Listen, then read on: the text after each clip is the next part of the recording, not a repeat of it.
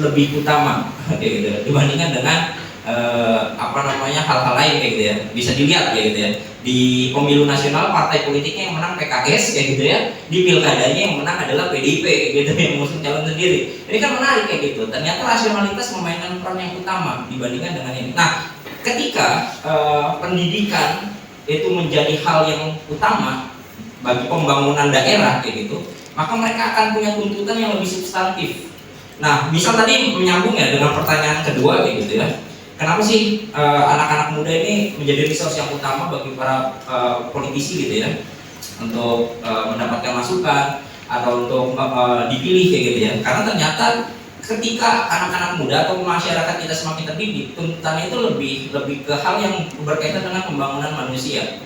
Yang tadinya politik itu sifatnya mungkin berantakan atau enggak programatik, dia akan menuntut sesuatu yang lebih programatik. Misalnya tuntutan soal green politik. Programnya apa?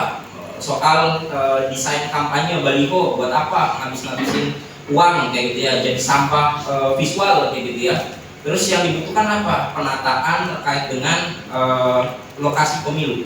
Di Indonesia ini kan kayak pasar bebas. Orang pasang baliho di banyak titik besar-besar kayak gitu ya karena punya kapital kayak gitu. Ini kan gak fair dari awal. Kita bertanding di dalam arena pertarungan yang ini, yang satu kelas terbang kayak gitu, satu kelas udah kelas profesional atau pro kayak gitu. Ya yang gak balance kayak gitu.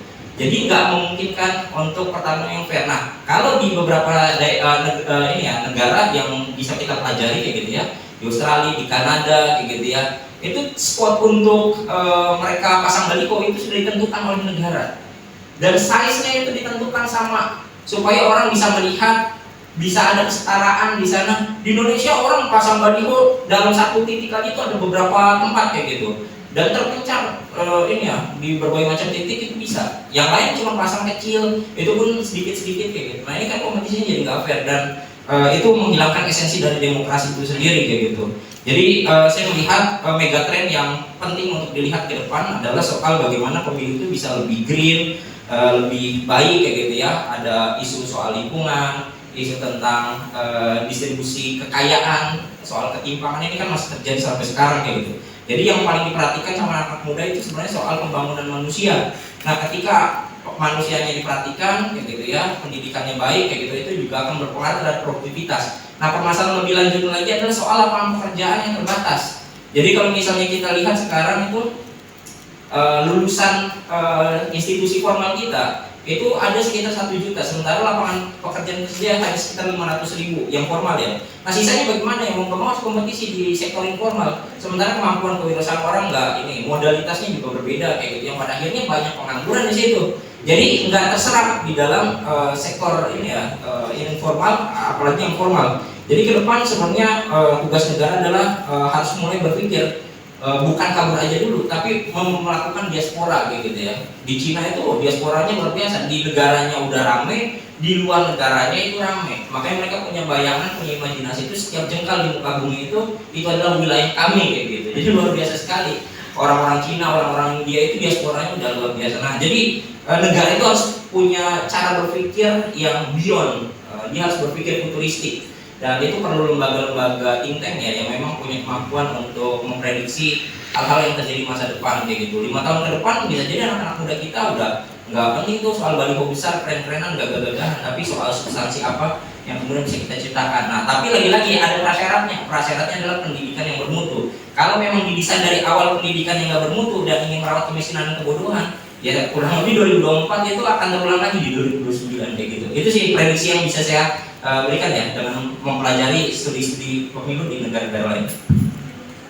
Sebenarnya gini, tadi saya ingin balik ke pernyataan soal konfigurasi politik di level lokal ya, di mana sangat fragmented, cair kayak gitu ya, lebih dinamis.